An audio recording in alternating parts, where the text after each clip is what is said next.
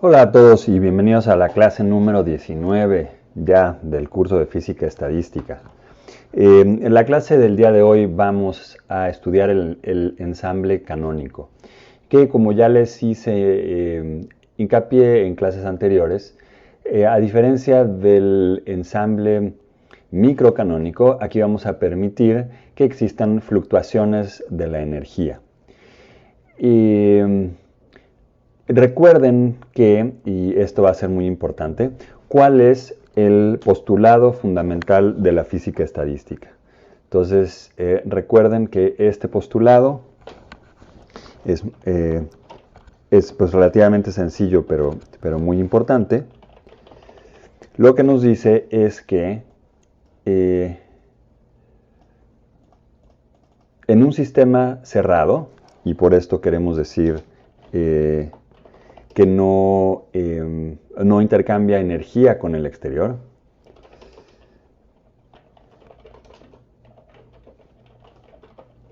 vamos a tener que todos los microestados son igualmente probables.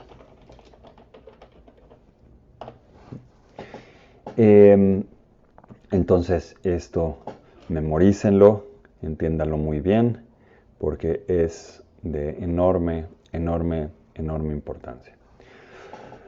Ok, y lo que hicimos también en clases anteriores, pues a partir de este postulado y del ejemplo del sólido de Einstein, postulamos que la entropía estaba dada por una constante multiplicada por el logaritmo natural del número de estados al que correspondía esa entropía, ¿no? Entonces aquí especificamos que esto era como función de la energía y esto iba a ser también como función de la energía.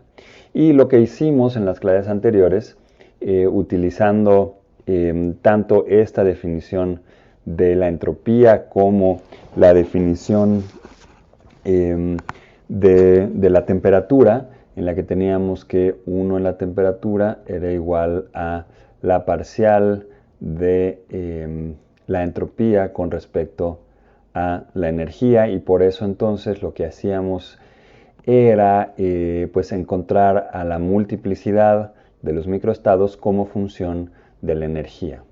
De modo que aquí tendríamos, o aquí teníamos, a la entropía como función de la energía. Y entonces de aquí lo que hacíamos después era despejar a la energía como función de la temperatura. ¿Sí? Para eso hacíamos este tratamiento del ensamble microcanónico. Y entonces en este ensamble lo que suponemos es que tenemos un sistema cerrado, como habíamos dicho, y es un sistema entonces en el que pues vamos a conocer cuál es la multiplicidad de los estados como función de la energía que va a tener cada uno de estos estados, y de ahí entonces de la energía del total. Hicimos varios ejemplos en los que mostrábamos eso. Y entonces, de una manera similar a la que en el caso del sólido de Einstein, cuando teníamos, por ejemplo, un solo sólido, pues teníamos acá la entropía, cómo iba cambiando como función de la energía, ¿no? Aunque originalmente lo que graficábamos era el número de microestados como función de los cuantos de energía, después ya lo generalizábamos, o más bien lo poníamos en términos de la entropía, que era mucho más sencillo de manejar porque recuerden que el número de microestados era un número gigantesco y pues la entropía, al ser un logaritmo, pues convertía estos números gigantescos en números simplemente grandes. Y entonces acá, en lugar de tener Q, pues ya teníamos la energía. Entonces, lo que estamos haciendo, o lo que hicimos con el tratamiento del sistema de microestados, del ensamble microcanónico, fue, pues dada una entropía y dada una temperatura que iba a estar dada por el inverso de esta pendiente, y vamos a poder saber entonces en qué energía estábamos. Entonces esto en el fondo es lo que hicimos en todo este tratamiento de los ejemplos anteriores. Fue establecer cómo es la entropía como función de la energía, de ahí encontrar cuál es la temperatura y entonces pues escribir cuál es la energía como función de la temperatura. Entonces vean que esto es de alguna manera similar a lo que hicieron con las transformadas de Legendre.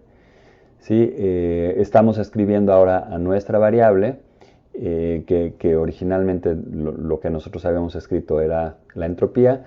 Bueno, pues ahora estamos escribiendo a la que originalmente era nuestra variable libre como función de la pendiente de esta curva. ¿Sí? Entonces, esto para que tengan presente lo que estuvimos haciendo. Ok, y quizás les resulte contraintuitivo, porque ha ocurrido en otros cursos y de hecho pues es lo más común, el postulado fundamental de la física estadística, ¿no? Decir que todos los microestados son igualmente probables, cuando, eso parece medio contradictorio, cuando teníamos ahora dos sólidos de Einstein, que a su vez estaban aislados del resto del universo, y entonces veíamos que, pues sí, la probabilidad de encontrar un microestado es en particular independiente de la energía que tenga, que tuviera este cuerpo, ¿no? Si este era el sólido A, déjenme recalcar aquí que esto era aislado. ¿Sí? Entonces, si este era el sólido A y este era el sólido B, y entonces estaban en una suficiente proximidad física como para tener un intercambio de energía de uno a otro. Y entonces preguntábamos, ¿no? ¿Cuál era el número de microestados que maximizaba, cuál era la energía, por ejemplo, del cuerpo A que maximizaba el número de microestados de la combinación de los dos sistemas? Y entonces a esto les pudo haber parecido quizás contradictorio, ¿no? Uno pensaría que mientras más energía tiene el sistema, la probabilidad de encontrar ese sistema es más baja.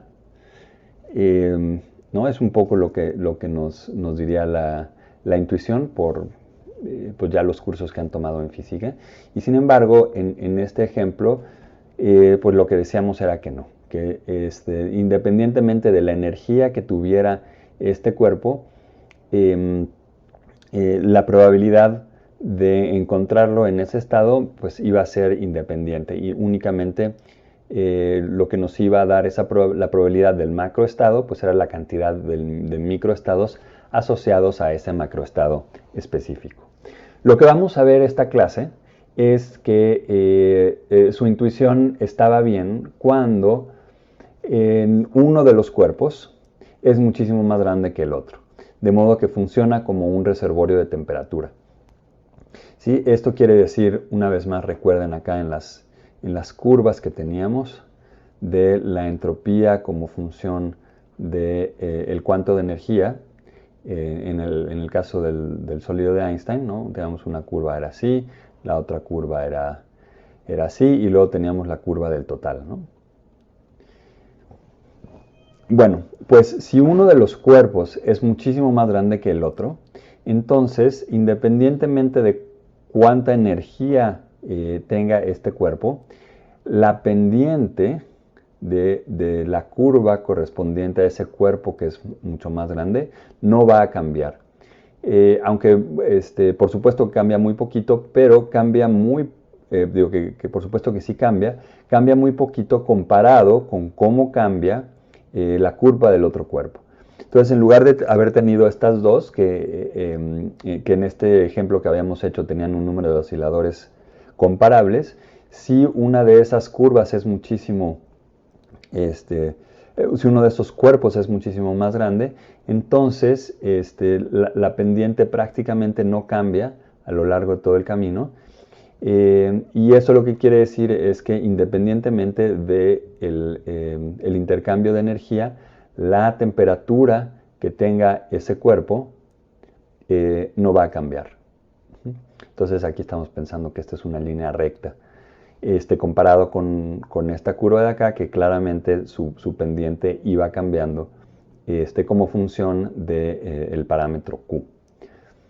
Y entonces vamos a ver qué condiciones impone, ¿no? Porque aquí lo que hacíamos era ver la combinación. Entonces vamos a ver qué condiciones impone tener un sistema que presente estas características sobre la probabilidad de encontrar al cuerpo más pequeño en alguno de sus microestados, ya sin considerar los microestados del otro cuerpo. O no de manera explícita, porque por supuesto que los tenemos que tomar en cuenta. Entonces, lo que estamos pensando es que tenemos un cuerpo muy grande en contacto con un cuerpo mucho más pequeño en contacto térmico. Entonces aquí hay otra vez este intercambio de energía y una condición súper importante es que vamos a seguir pidiendo que estos dos cuerpos, a ver si puedo dibujarlo de tal manera que aquí me registre que sí es un cuadrado suficientemente grande. Gracias. Que este cuerpo, este par de cuerpos, a su vez, de la misma manera que hicimos en el caso de los dos sólidos de Einstein de acá, también están aislados. Y como estos dos cuerpos están aislados, entonces podemos invocar el principio fundamental de la física estadística otra vez. Y eso es exactamente lo que vamos a hacer. ¿Sí? Por eso es tan importante haber empezado por acá. Porque incluso en este caso, siempre que el sistema esté aislado, se cumple que todos los microestados son igualmente probables. Los microestados de la combinación, ¿sí? de estos dos. Y entonces lo que vamos a ver es si podemos encontrar cuál es la probabilidad de encontrar a el cuerpo pequeño en alguno de sus propios microestados sin decir explícitamente cuál es el microestado en el que se encuentra el cuerpo grande, únicamente diciendo que es suficientemente grande como para que su temperatura T no cambie. Entonces, eso es lo que vamos a hacer a continuación.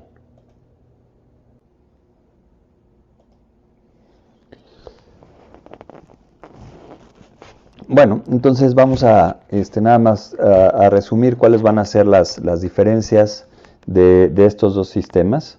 En el sistema microcanónico, como les decía, pues tenemos un sistema que está aislado del exterior cuya entropía y energía pues son conocidos y esa relación nos va a decir la temperatura a la que está.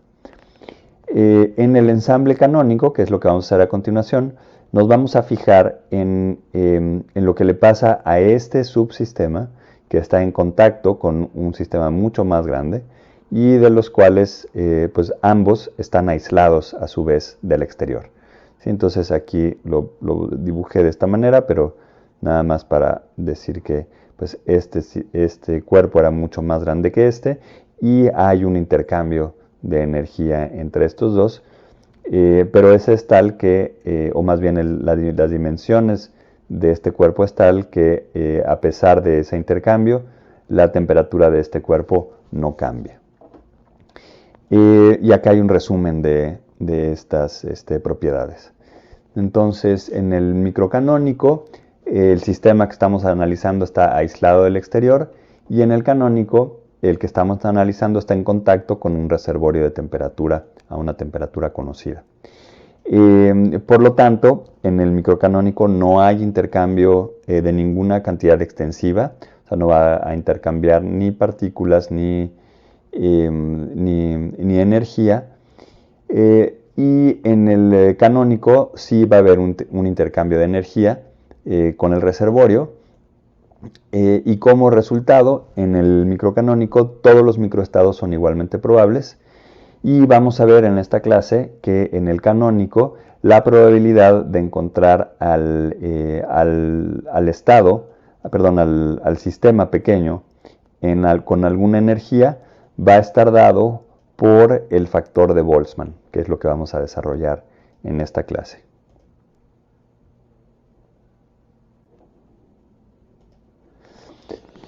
Entonces, para esto vamos a pensar en un sistema que ya no va a ser un sólido de Einstein, sino pues cualquier otro, en el que también la energía esté cuantizada.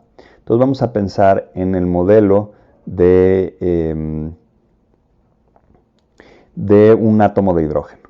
Entonces tenemos por aquí el protón y por acá va a estar el electrón, ¿no?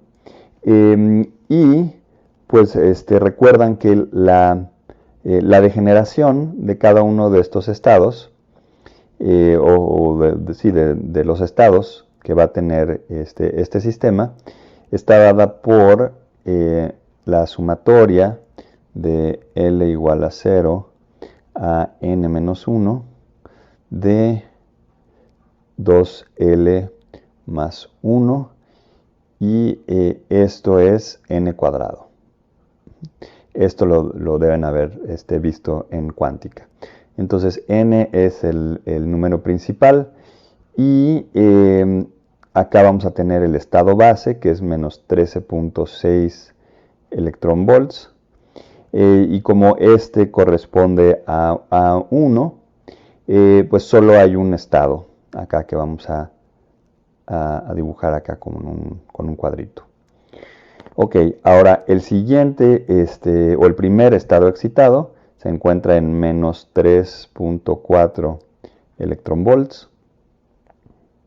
Si no han llevado cuántica o están llevando cuántica, pues no se preocupen demasiado, no vamos a entrar en los detalles de esto, pero bueno, pues sí revísenlo. Nada más tengan en mente que esto pues difiere del modelo del sólido de Einstein que habíamos tenido, ¿no? En particular, bueno, es la energía correspondiente a n igual a 2, entonces por eso hay 4 estados. Y el siguiente está en menos 1.5 electronvolts. Este corresponde a n igual a 3, entonces déjenme escribir acá, este es n igual a 1, este es n igual a 2, este es n igual a 3, y entonces acá me voy a hacer la vida más fácil, a ver si puedo. Bueno. Ok. Entonces, a ver, déjenme nada más mover esto porque no me va a caber.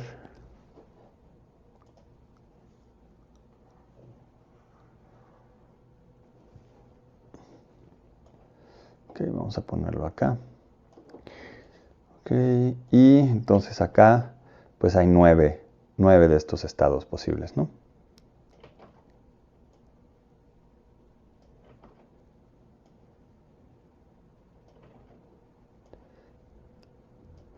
Uno, 2, 3, 4, 5, 6, 7, 8 y 9. Ok. Ok. Muy bien. Entonces, a ver, cada uno de estos cuadritos corresponde a uno de estos estados, de los cuales pues tienen distintas multiplicidades como función de la energía.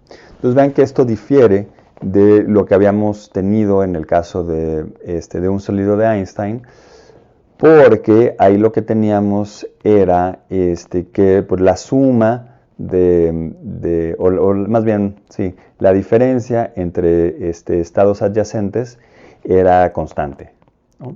Eso es la propiedad del oscilador armónico, por eso es tan pues tan importante porque reduce o hace muy sencillas las cuentas del número de la multiplicidad, que aquí no vamos a tener, ¿no? Para empezar aquí, pues sí, la diferencia entre estos dos estados pues es distinta a la diferencia de energía entre estos dos estados.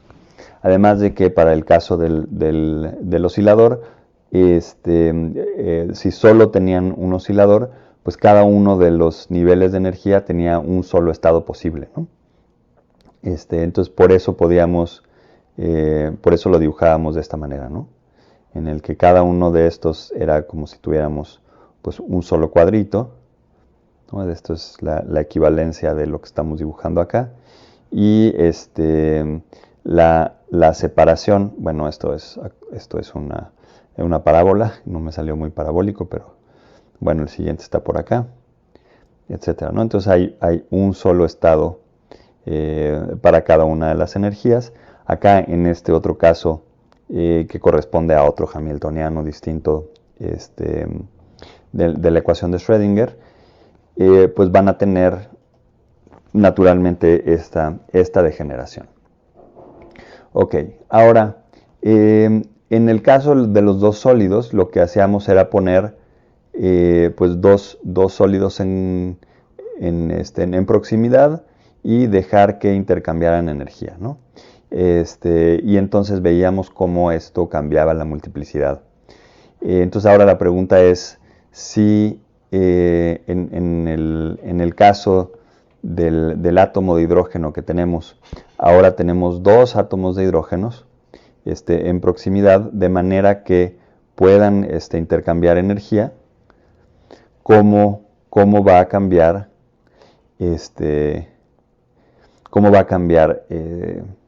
la multiplicidad como función de la energía? Y pues la respuesta es que en este caso, si los ponemos en proximidad, de modo que intercambien energía, esa proximidad va a cambiar el hamiltoniano mismo. Y entonces estos niveles por sí solos van a cambiar. Entonces no podemos simplemente suponer que vamos a pasar de uno a otro, ¿no?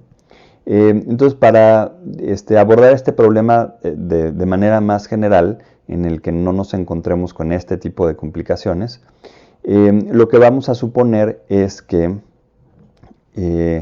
simplemente tenemos, como habíamos puesto arriba, un sistema que pues, vamos a poner así, que en este caso esto representa a nuestro átomo de hidrógeno, y ahora lo ponemos en contacto, como estuvimos diciendo, con un cuerpo muchísimo más grande, ¿no? Ya no es solo otro átomo de hidrógeno, sino es pues toda una colección de partículas que es enorme, con el cual puede estar intercambiando energía de una u otra manera.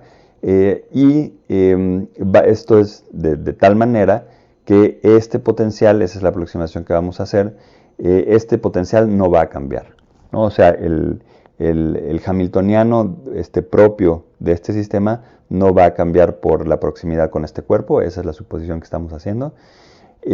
Y estamos pensando que este es tan grande, otra vez, que su temperatura no cambia conforme hacemos o conforme se lleva a cabo ahí está para que sea para ambos lados, este intercambio de energía.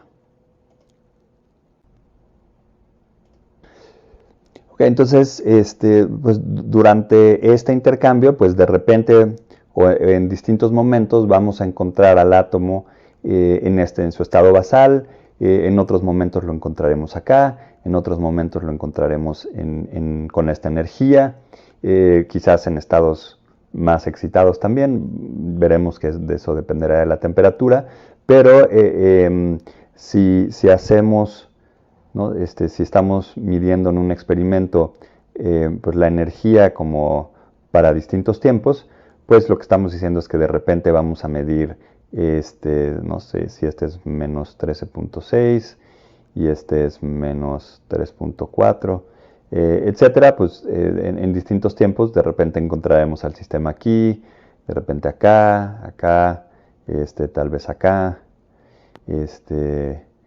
¿no? Luego aquí, etcétera, ¿no? O sea, pues sí, similar a lo que habíamos dibujado para los otros estados. Ok, y ahora entonces recuerden esta suposición súper importante que estamos haciendo, y es que tanto el subsistema en el que nos estamos fijando como el reservorio, ambos están aislados térmicamente del exterior. Eso pues va a tener dos implicaciones.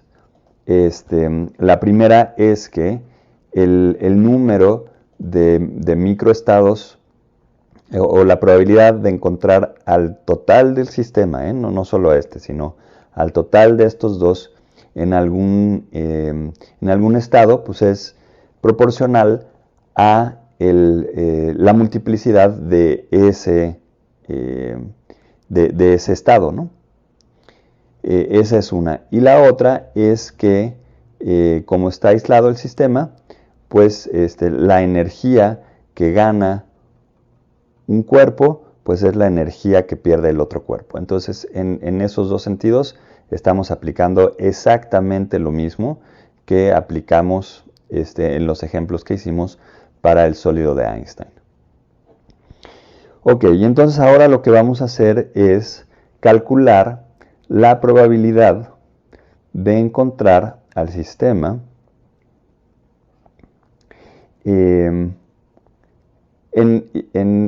bueno, antes de decirles esto, vamos a nombrar acá a lo que nos referimos.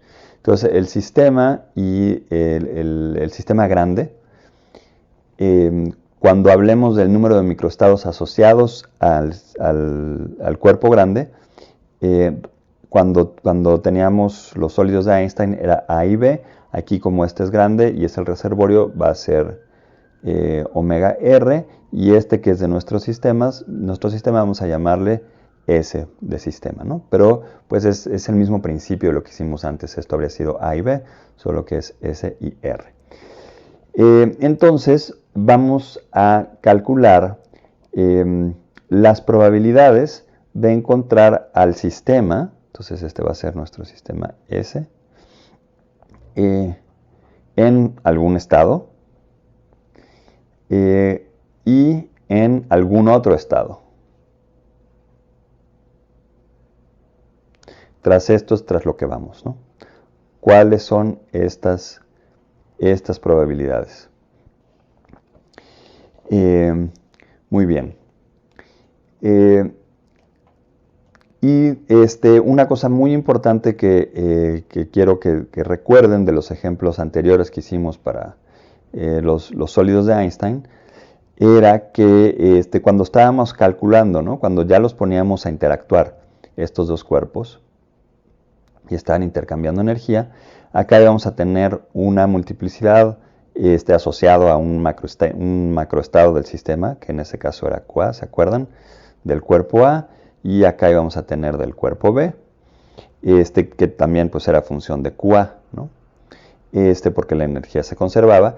Y entonces la multiplicidad total, esto es algo muy importante, recuerden, era para uno de los macroestados, ¿no? Esta era la multiplicación de los macroestados correspondientes de cada uno de los sólidos de Einstein.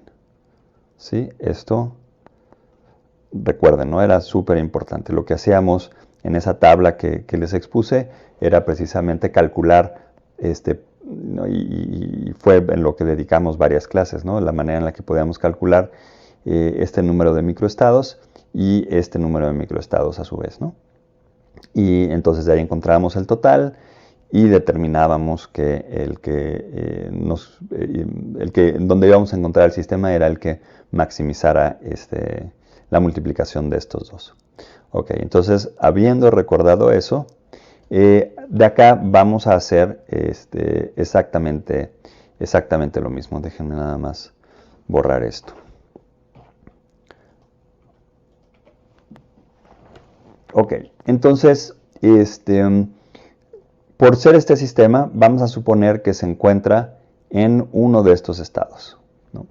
¿no? Que este es el estado S1, y vamos a suponer que por S2 nos referimos a encontrarlo quizás en este estado.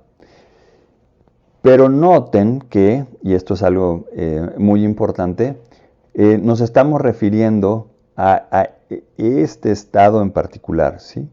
Y no a encontrarlo en esta energía, sino en este estado. Entonces, de la misma manera que podíamos diferenciar cuando teníamos los dos sólidos de Einstein, aquí estamos suponiendo también que podemos diferenciar entre estos microestados. Entonces, estamos suponiendo que sabemos que está justamente en este.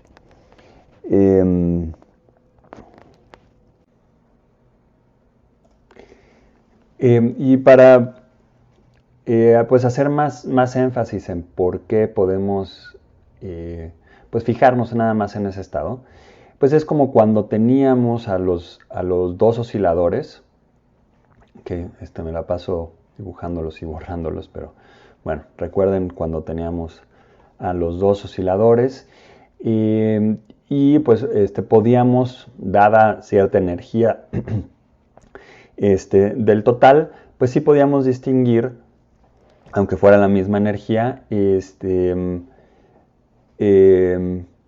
los dos cuerpos, ¿no? Con distintos osciladores. O, bueno, no, de hecho, si nada más pensábamos en un solo cuerpo con distintos osciladores,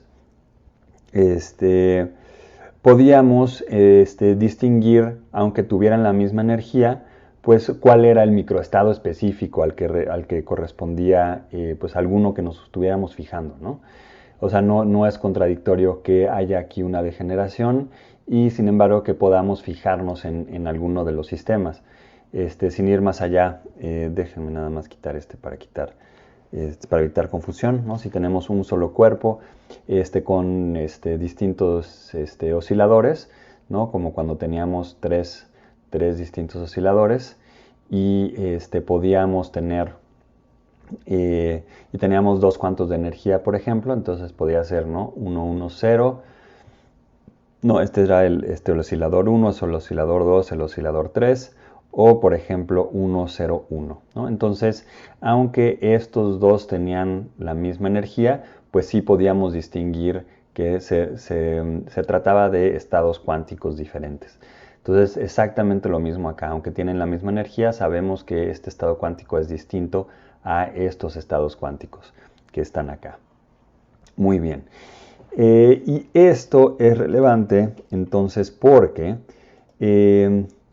como nos estamos fijando en un estado particular del cuerpo S, entonces la multiplicidad de ese estado, que vamos a escribir como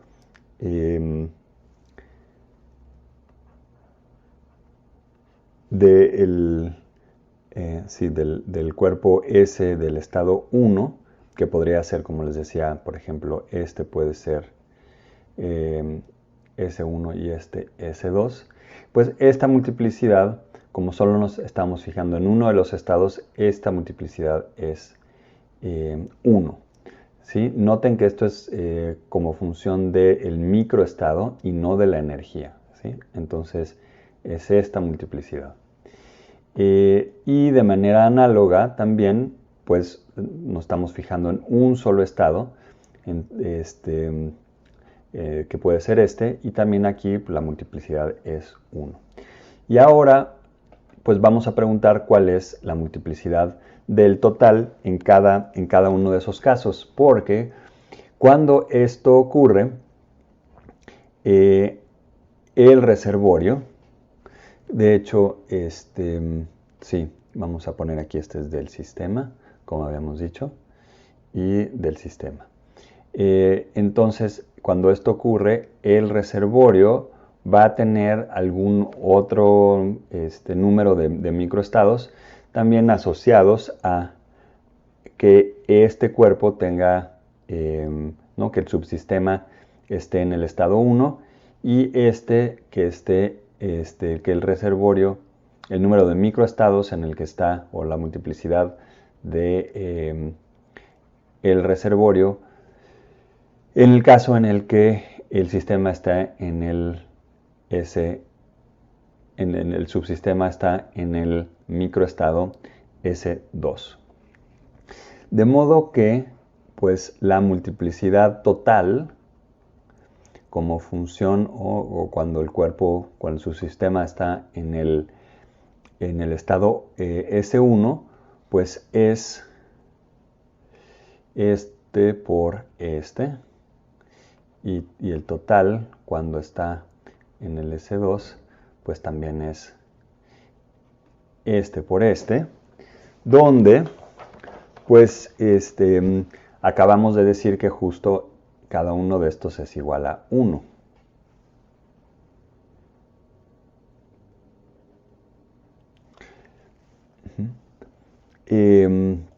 Ahora, estos son los números de microestados, ¿no? Para poder pasar de aquí a la probabilidad, tendríamos que dividir entre el número total de posibles microestados. Esto lo hicimos cuando estábamos haciendo el análisis de sólidos de Einstein. En lugar de hacer eso, lo que vamos a hacer es tomar el cociente de estas dos cantidades. Y esa sí va a ser proporcional, perdón, va a ser exactamente igual al cociente de las probabilidades. Entonces, la probabilidad de encontrar el subsistema en el estado S2 dividida entre la probabilidad de encontrarlo en el estado S1, pues es el cociente de estas dos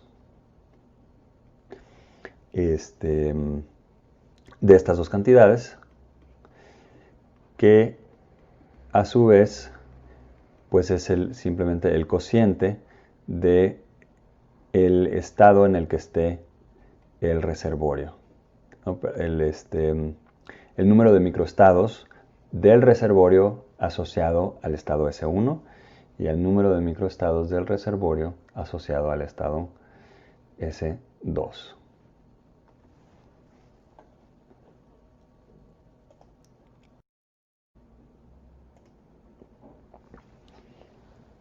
Y déjenme nada más aquí hacer una precisión, porque ha sido un poquito desafortunado que le llamamos al sistema S, que es la misma letra que utilizamos para denotar a la entropía. ¿Sí? Entonces piensen que cuando estén haciendo sus notas, que espero que estén haciendo notas del curso y no nada más viendo los videos, estas letras S van a ser minúsculas, ¿sí? Y la entropía, que de hecho eso es lo que vamos a hacer aquí, vamos a sustituir por la definición de entropía relacionada al número a la multiplicidad, va a ser con mayúscula, ¿sí? Entonces esta entropía, pues recuerden que es la constante de Boltzmann multiplicada por el logaritmo natural de la multiplicidad, y esto ya lo hicimos en otros ejemplos. Entonces podemos acá despejar a la multiplicidad y entonces nos queda de esta manera, ¿no?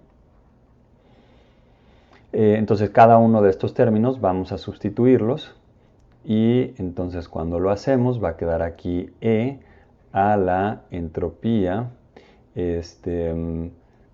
todo esto es del reservorio, ¿no? La entropía del reservorio en el estado, y esta es minúscula, ¿no? S1, porque recuerden que este es el estado del el subsistema, entre K de Boltzmann, dividida entre lo mismo, ¿no? E a la entropía del subsistema 2, dividida entre K de Boltzmann, y esto lo escribimos como pues, una sola exponencial de la entropía del reservorio en el subsistema 1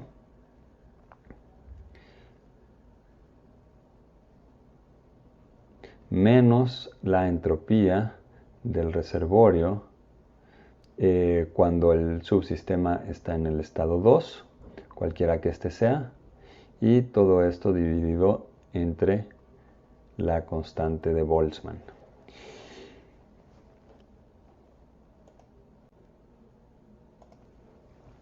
Ok, y vean que esta es una diferencia de entropía, que en principio va a ser pequeña si estos estados son cercanos, ¿no? Y noten que es la entropía del reservorio.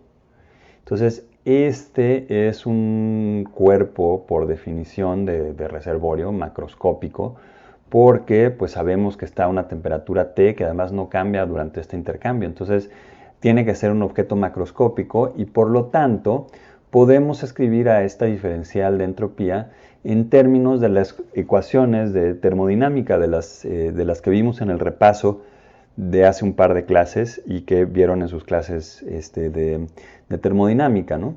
En el que recuerden pues, que escribíamos a la energía de este sistema, que pues iba a ser función de las variables extensivas de este sistema, que es la entropía del reservorio, el volumen del reservorio y el número de partículas del reservorio. Y entonces podíamos escribir las diferenciales. Entonces cuando escribíamos estas diferenciales, teníamos que una diferencial del reservorio iba a estar dada por 1 entre t por la diferencial de la energía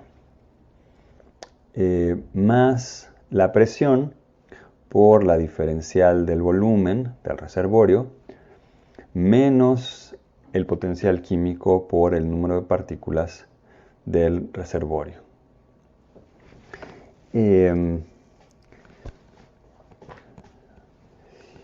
Ok, y vean que, perdón, aquí es este diferencial del número de partículas del reservorio.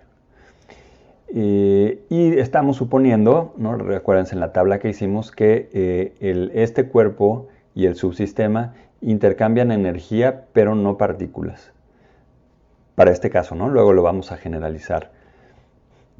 Pero en principio, para este sistema que estamos analizando, solo hay un intercambio de energías, entonces este cambio de partículas es 0.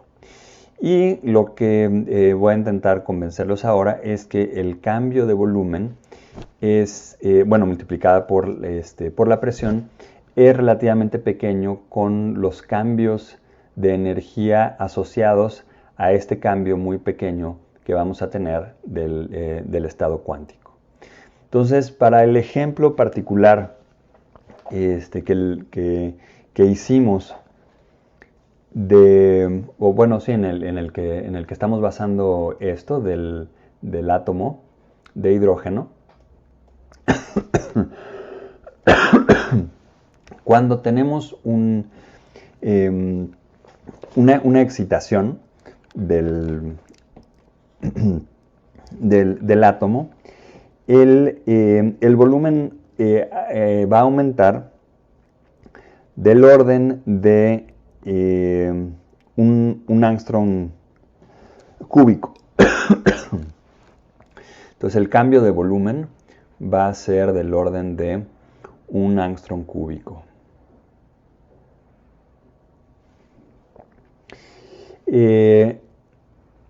Y esto sigue de mecánica cuántica.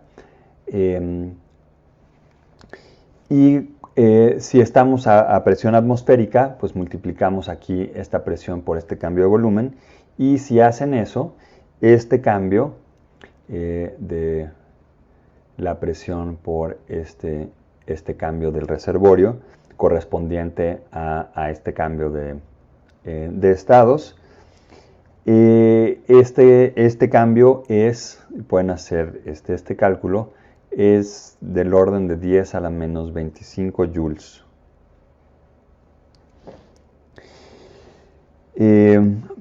Que a su vez es muchísimo menos que el cambio en energía, porque lo que queremos hacer es mostrar que este término más bien que este término es despreciable comparado con este y entonces que en la suma nos podemos quedar con este. Porque este cambio de energía, como vimos acá en la tabla, pues es del orden de un electronvolt, ¿no? O sea, de hecho, para este estado es más, pero para todos estos va a ser del orden de un electronvolt, que es mucho menor que 10 a la menos 25 joules, porque un electronvolt es 1.6 por 10 a la menos 19 joules. Entonces podemos despreciar este término con respecto a este. Entonces el cambio de energía, perdón, el cambio o una diferencial de la entropía del reservorio va a estar dado aproximadamente por 1 entre la temperatura por el cambio de la energía del reservorio asociado a este cambio de la entropía.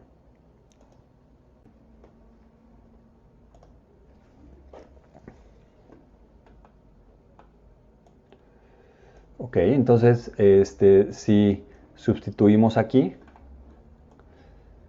es lo que vamos a hacer acá. Vamos a tener entonces que, bueno, perdón, antes,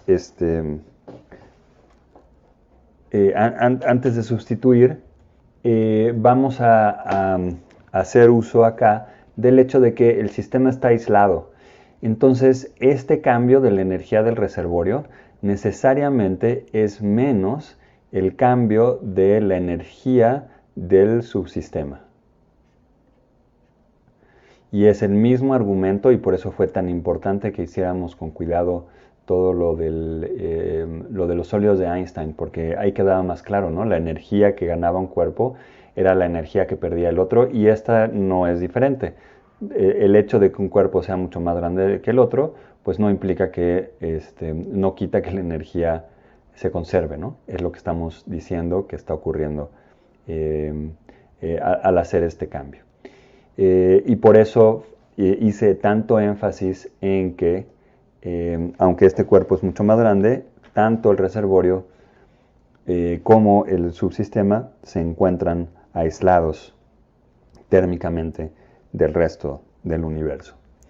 Y entonces se cumple esto. Y entonces ahora sí reescribimos el cociente de las probabilidades. Déjenme hacer más zoom para poder tener mejor resolución a la hora de escribir. Ok, entonces tenemos que la probabilidad de acuérdense, es la S, déjenme hacerla más chiquita, del sistema 2, dividida entre la probabilidad de el microestado del sistema 1. Entonces, es igual a E a la menos, ahora es la energía del sistema 2 menos la energía del sistema 1, perdón, del subsistema en el estado, vamos a poner, sí, acá, perdón, esto lo aclara. Este es del subsistema en el dado que está en el microestado S2 y está en el microestado S1, eso es lo que quiero decir, dividido entre K de Boltzmann, en donde esto pues fue esta diferencial que escribimos acá, ¿no? Y nos faltó la temperatura, muy importante, que como recordarán de los ejemplos que hicimos del ensamble microcanónico, he hecho mucho énfasis en que ya siempre vamos a decir si una energía es grande o pequeña comparado con KT. Ok.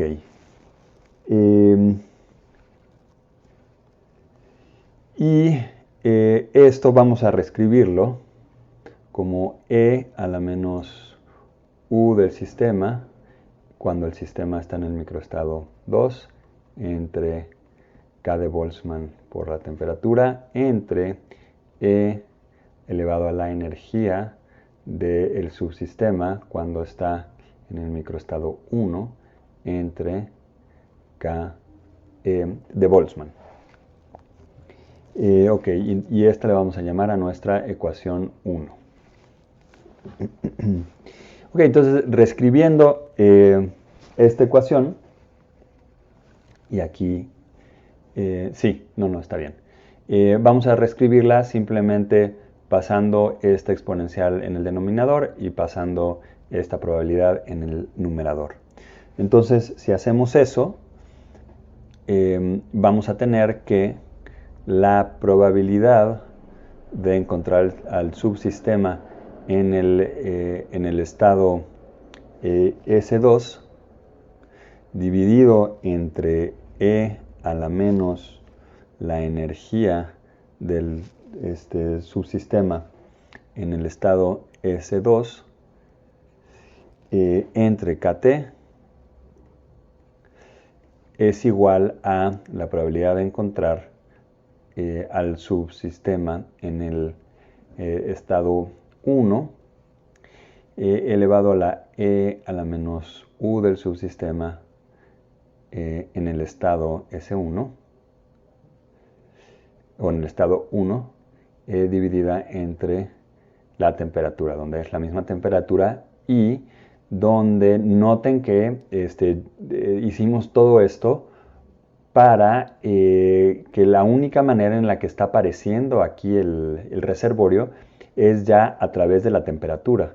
Pero vean que aquí ya únicamente aparecen cantidades relacionadas al subsistema, que es lo que queríamos, ¿no? Es el énfasis que hice al principio, que quizás, espero que ya con este desarrollo quede un poco más claro a qué me refería con que vamos a querer encontrar las probabilidades en términos no de los microestados del reservorio directamente, sino de manera indirecta a través de su temperatura y únicamente con las variables del subsistema que está en contacto con el reservorio.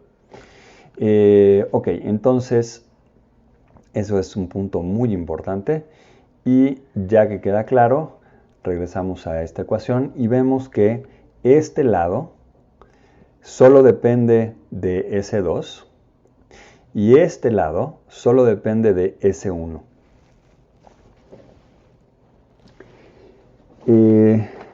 Y por lo tanto,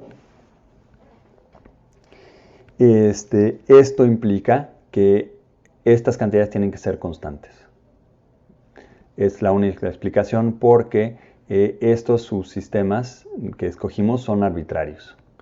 Entonces, hicimos algo similar, ¿se acuerdan? Cuando teníamos la ecuación de Fokker-Planck, y en Electro también han hecho cosas similares cuando están trabajando con o la forma diferencial o la forma integral de las ecuaciones de Maxwell para pasar de unas a otras, etcétera, que tienen ciertas cantidades que pues, no dependen de exactamente qué estado escogimos, y entonces por lo tanto tiene que ser igual a una constante. Y esta constante vamos a denominarla 1 entre z, porque fue para un estado arbitrario S1 y estado arbitrario S2. Y entonces, pues podemos despejar y vamos a encontrar que la probabilidad de encontrar al subsistema en el estado 2 es igual a E a la menos U del subsistema. Recuerden, esto es bien importante. En ese estado S2 dividido entre KT entre Z, que es esta constante. Y esta es una de las ecuaciones más importantes de toda la física, de toda la mecánica estadística.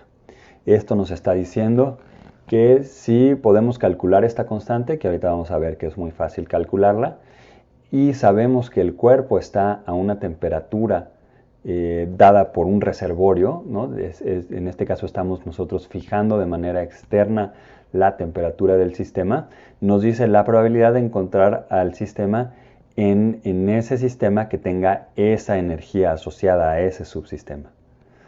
Entonces tómense un momentito para reflexionar sobre pues ya la importancia de esta ecuación. Es muy, muy relevante y vamos a hacer más adelante unos ejemplos para, bueno, los vamos a estar usando constantemente, pero vamos a resolver algunos de los problemas que resolvimos con el ensamble microcanónico. Lo vamos a resolver de esta manera y vamos a ver que el resultado es equivalente. Y este es un marco, no quiere decir que la ecuación esté aislada térmicamente, por cierto. O si, bueno, si quieren aislarla, está bien. Ok, entonces vamos a calcular esta constante, ¿no? Entonces, vean que, pues recuerden de lo primero que vimos en el curso, que pues para que las probabilidades estén bien definidas, pues tienen que estar normalizadas. Entonces, la suma de todas las probabilidades, en donde recuerden, esta es probabilidad de no presión, estas son probabilidades asociadas a este subsistema, donde la S, recuerden, corresponde al microestado y no a la entropía. Esto tiene que ser 1. ¿no? Entonces, pues vamos a sustituir esto que tenemos acá. Esto es entonces, pues la sumatoria sobre todos, o sobre sobre todos los subsistemas de 1 entre z, que es constante para esos subsistemas, por e a la menos u de s entre k de Boltzmann por la temperatura. Pero, pues por definición, esto es una constante, ¿no? Así es como lo encontramos. Y entonces, pues podemos pasar multiplicando. Entonces, z es igual a esta sumatoria. Entonces, de acá podemos escribir a esta probabilidad como e a la menos u, ¿no? Al menos la energía del subsistema. Bueno, vamos a escribirlo si quieren, de manera general, ¿no? Es la probabilidad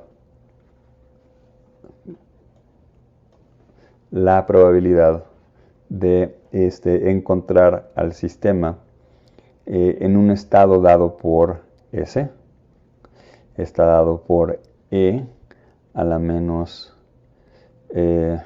no al revés, a la menos la energía. Ya en general vamos a quitarle aquí el subíndice, pero pues nos estamos refiriendo ya a la energía del sistema. Entonces quité el subíndice, pero quiero que tomen que tengan en mente y tomen en cuenta que esta energía ya se refiere a la energía del subsistema, a la energía del subsistema que esté en el estado, en el microestado, el que es el estado cuántico S, dividida entre KT entre la sumatoria de todos estos factores.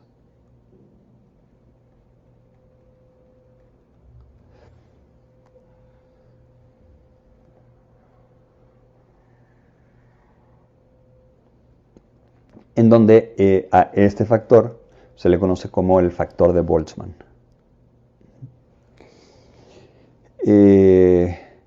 Ok, y pues la idea es que pues, si ustedes pueden resolver teniendo el hamiltoniano y resolviendo la ecuación de Schrödinger, por ejemplo, y pueden encontrar entonces todas las energías, entonces pueden, junto con sus multiplicidades, pues pueden calcular la función de partición. Por cierto, Z, no me acuerdo si lo dije explícitamente arriba, pero este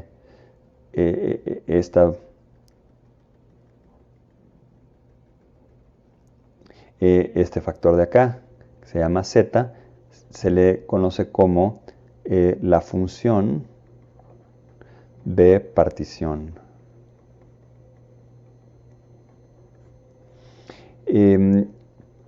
Y es importantísima también en mecánica estadística en estado sólido, en muchísimas disciplinas, ¿no? Justamente porque pues nos da el factor de proporcionalidad de la probabilidad por el cual tenemos que multiplicar E a la menos la energía de ese estado entre KT.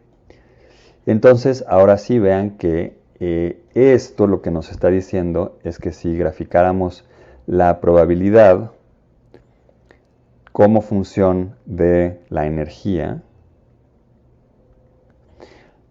ahora sí esta probabilidad pues decrece exponencialmente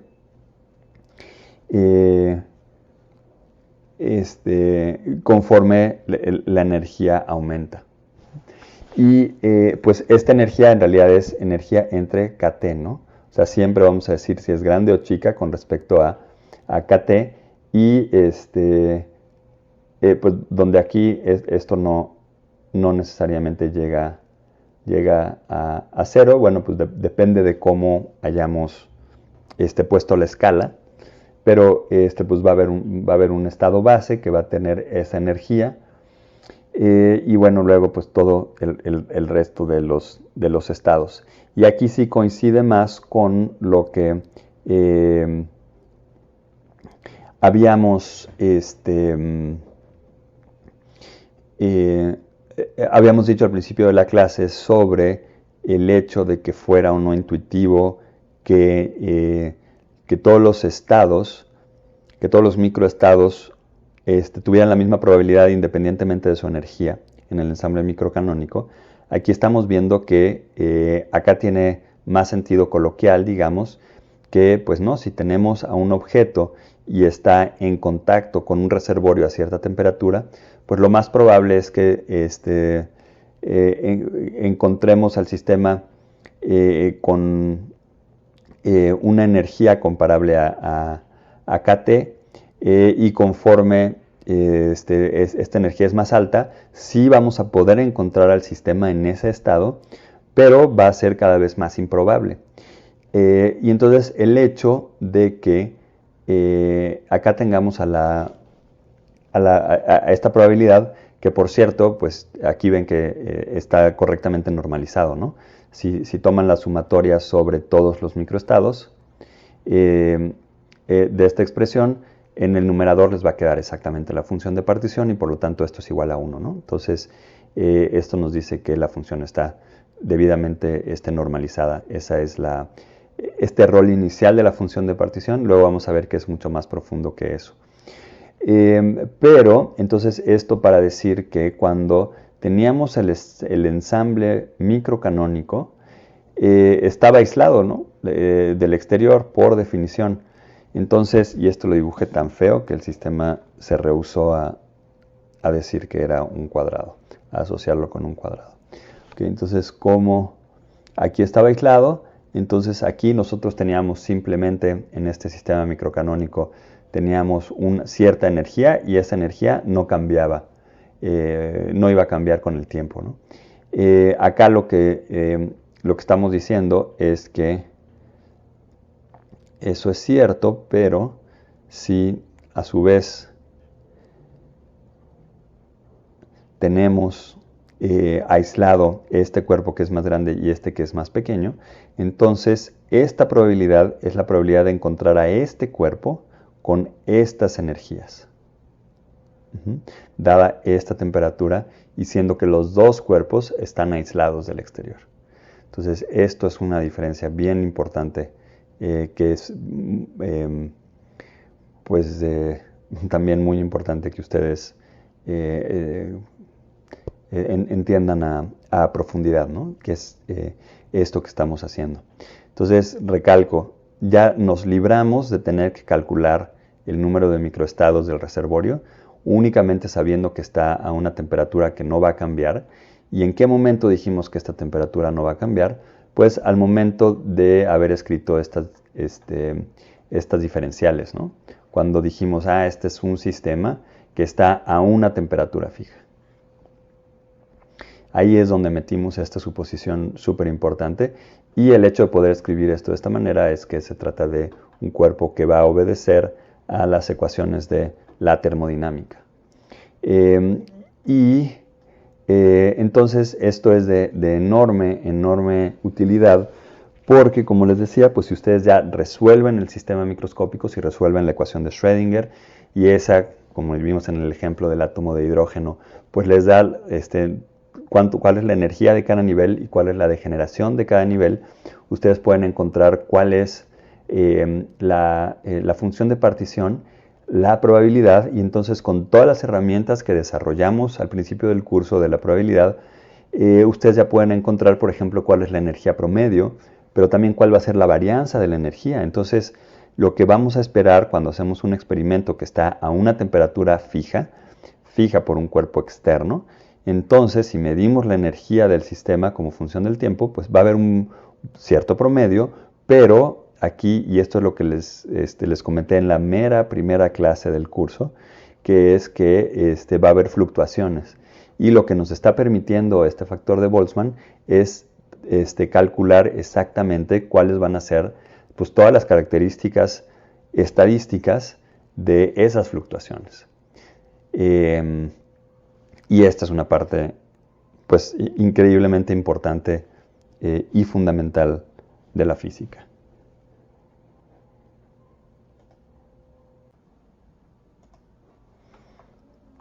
Bueno, entonces vamos a hacer un par de ejemplos para afianzar estos conocimientos que además pues son muy importantes, entonces sí conviene que vean cómo se aplican.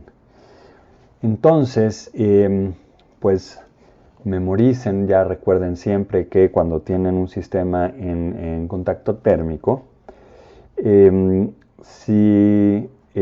la probabilidad de encontrar al sistema en uno de sus microestados S va a ser igual a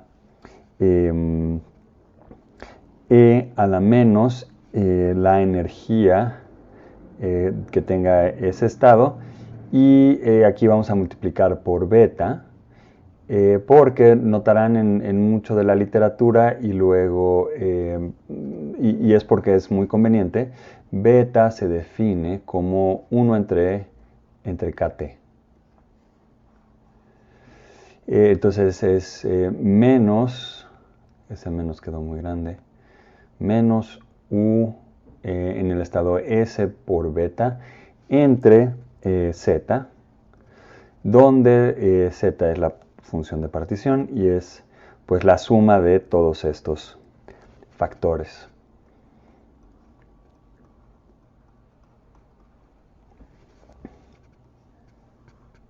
También por definición. Y entonces, pues vamos a hacer un ejemplo primero, muy sencillo. Entonces tenemos, ya era uno, ¿no? Ejemplo 1. Tenemos un sistema que solo tiene 3 estados. Entonces, y conocemos las energías de estos estados. Entonces, en el primer estado, la energía asociada a, bueno, déjenme escribirlo, vamos a tener 3 estados. Y cada uno de esos estados tiene la energía. El primero tiene energía 0, tenemos que decir las unidades electronvolts. El siguiente tiene energía 4 electronvolts y el último tiene una energía 7 electronvolts.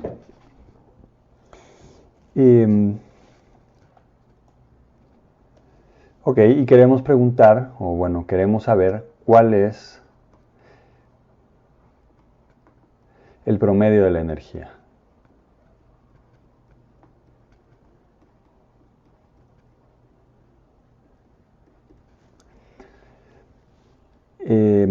Bueno, y entonces pues el promedio pues es igual, ¿no?, aplicando lo que vimos al principio del curso, de 0 S igual a 0 hasta 2 de cada una de las energías asociadas a estos estados que aquí están por cada una de las probabilidades de cada uno de esos estados que se calculan de esta manera, ¿no?, con esta fórmula que obtuvimos.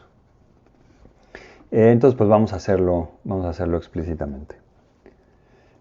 Ahí están las energías y entonces las probabilidades van a estar dadas por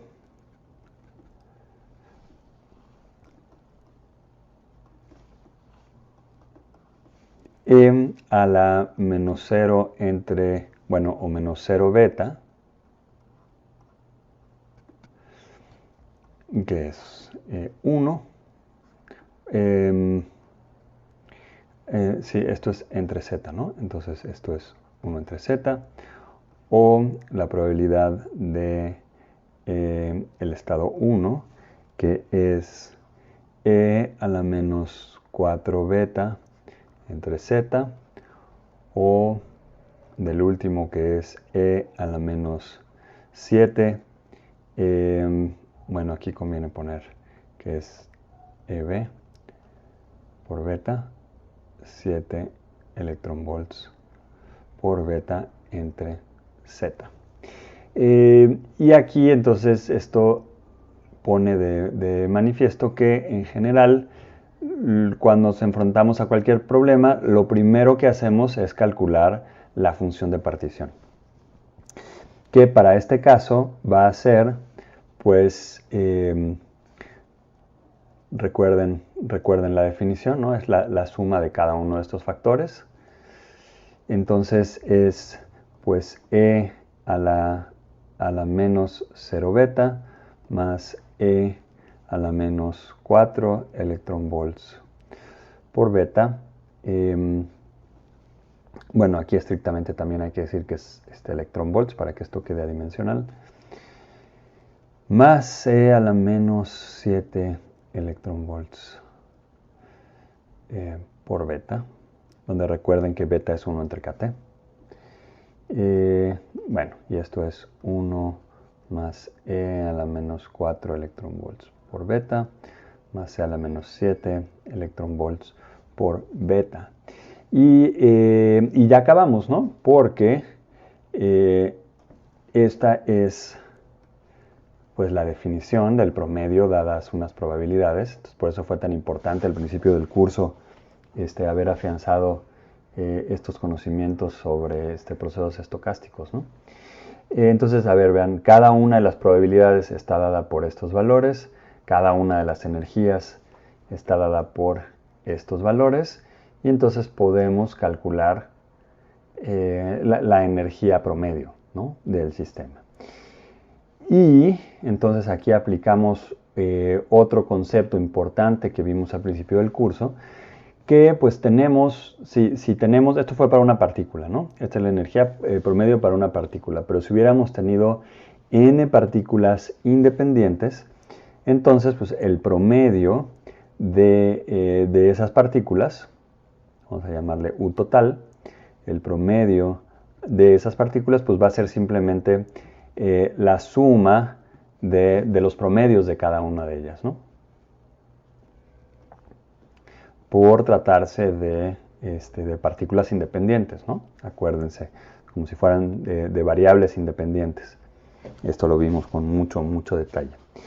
Y ahora lo que vamos a hacer es aplicar esto al ejercicio 2, que es precisamente el caso del paramagneto.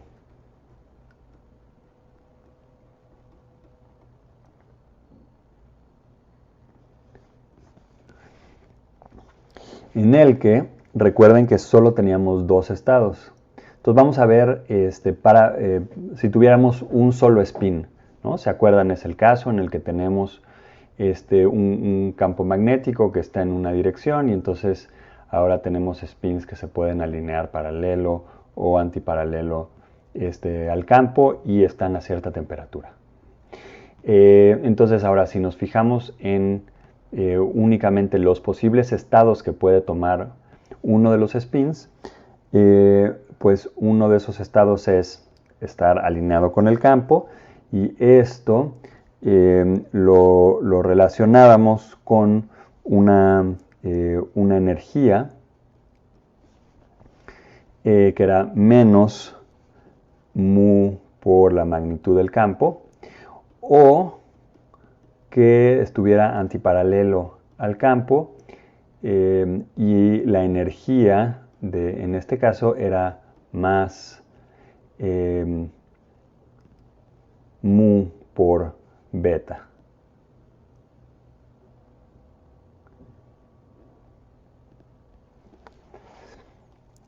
Ok, y entonces vamos a preguntar cuál es la energía promedio de este sistema. Entonces, pues si vamos a ir por partes, pues, para calcular la energía promedio del sistema tenemos que calcular la energía promedio de uno de los spins. Y para calcular esta energía promedio, pues utilizamos exactamente esta misma ecuación que tenemos acá, solo que ahora solo tenemos dos estados. Y las probabilidades las calculamos, ténganlo siempre en mente, de la misma manera que es con esta ecuación.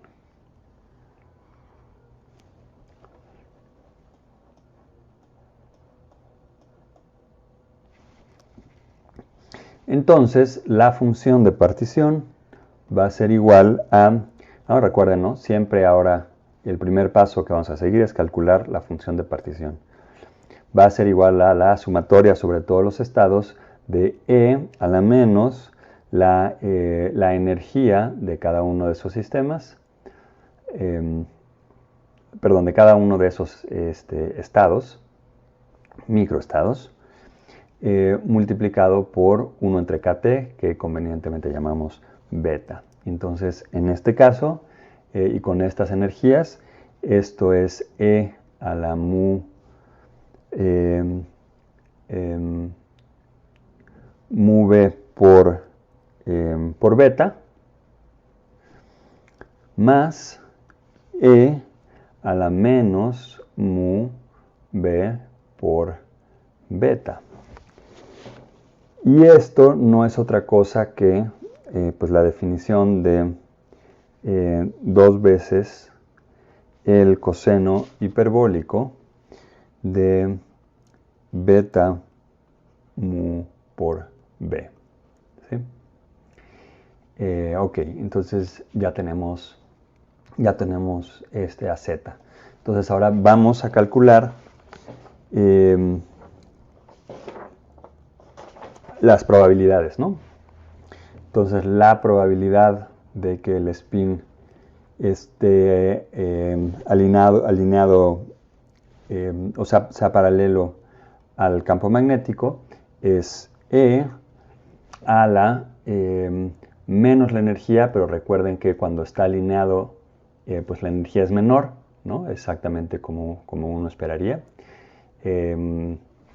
Y esto es entonces beta mu por la magnitud del campo magnético y de manera análoga la probabilidad, entre z, ¿no? Entre 2 por el coseno hiperbólico de beta mu por la magnitud del campo magnético. Y ahora sí, de manera análoga, la probabilidad de ir hacia abajo, que es el estar en el microestado 2, es E a la menos beta mu por B entre 2 veces el coseno hiperbólico de beta por mu por la magnitud del campo magnético. Y aquí pues es claro que está bien normalizado, ¿no? Esta probabilidad más esta probabilidad pues es exactamente estos dos divididos entre el coseno hiperbólico y pues es 1, ¿no? Entonces está todo bien, está normalizado. Entonces ahora vamos a escribir el promedio de la energía para un spin. Entonces esto ténganlo muy en mente. Esto es para un solo spin.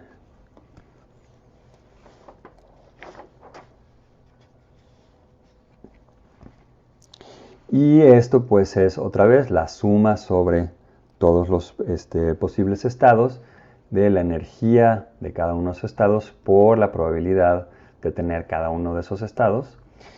Y esto es,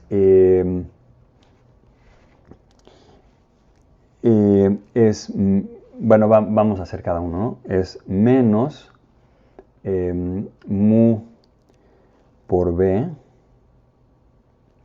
Este es el estado en que va hacia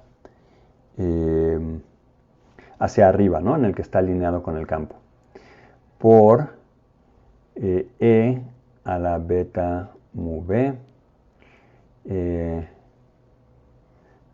Voy a poner z hasta el final, ¿sí? Porque lo comparten los dos. Más la energía era idéntica pero con signo positivo. Mu por la magnitud del campo por e a la menos beta mu por b. Y ahora sí acá es entre 2 veces el coseno hiperbólico de beta mu por b, en donde no olviden que beta es 1 entre kt, o sea, todo esto está haciendo función de la temperatura. Pues vean, aquí tenemos un signo menos comparado con lo que teníamos cuando formamos la función de partición, ¿no? Porque de aquí podemos factorizar un mu por b, y esto es por beta mu b más e a la beta mu b entre 2 veces el coseno hiperbólico, pero vean que esto pues es a su vez el seno hiperbólico. Y esto lo conseguimos porque al momento de poner la energía, este signo cambia, ¿no? A diferencia de cuando hicimos la suma para obtener la función de partición. De modo que, pues, esto es 2 veces el seno hiperbólico, y el seno hiperbólico bueno, 2 veces el seno hiperbólico entre 2 veces el coseno hiperbólico es la tangente hiperbólica de beta mu por b. Y acuérdense que este era para un solo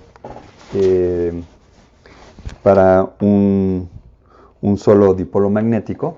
Si ahora tenemos n dipolos, entonces esta era U promedio, que pues antes le llamábamos o la denotábamos así, pero pues van a encontrarlo en la literatura de las dos maneras. Y si ahora tenemos pues n dipolos, entonces pues este promedio, que otra vez pues se escribe de esta manera, es simplemente menos n veces, porque recuerdan que pues, son variables independientes, tangente hiperbólica de beta mu por b.